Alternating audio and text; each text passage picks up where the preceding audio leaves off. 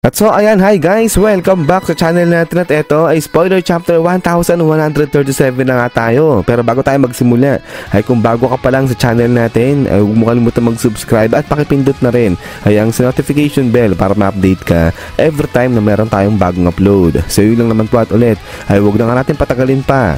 Simulan na natin yan at dito nga magsisimula sa isang abandonadong kastilyo dahil dumating na nga dyan itong grupo nila Luffy. So kasama nga si Zoro, si Road at saka nga pati si Nami. At dito ngayon sa may abandonadong kastilyo ay nadat na nila itong mga bungo o yung mga kalansay ng mga higante na namatay nung pinatay ni Prince Loki si King Harald. So ayan yung kanilang mga labi. At dito nga sa may kastilyo ang nakasurvive lang dyan ay etong si Loki at pati na rin etong si Elder Jarul. So grabe matindi etong si Prince Loki, hindi lang pala si King Harald yung mag-isang namatay sa ginawa nga dyan ni Prince Loki. So pati yung mga ibang higante namatay nga rin dahil sa ginawa niyang pagpatay dyan kay King Harald. But then ay dito sa mga skeleton na to ng mga higante ay nakita nila Luffy na yung iba sa kanila may mga sungay. So kaya nga rito sinabi nga ni Road na yung mga higante sa kanila yung iba ay talagang may mga sungay sila kasi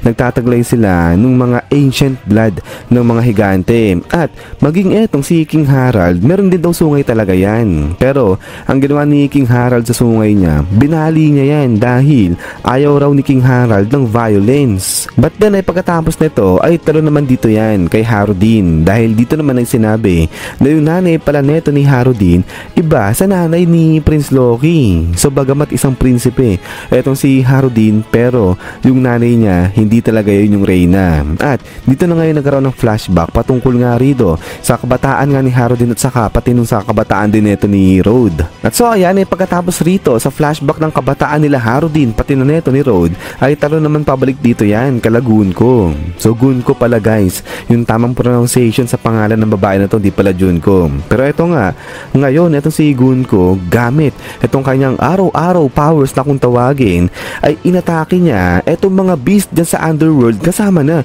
etong si Prince Loki. So ayan ay para nga pilitin etong si Prince Loki na sumali sa grupo nila sa God's Knight. Pero ganun pa rin, ayaw pa rin talaga ni Prince Loki na sumali dyan sa grupo ng God's Knight dahil ayaw niyang mapabilang sa mga Celestial Dragons. At then ay pagkatapos nga nito ay dito na ngayon ni-reveal kung ano yung pangalan ng kamukha nito ni Shanks. At ang pangalan nito ay Shamrock Figureland. So parang ang kulit lang nito yung pangalan ni Shamrock.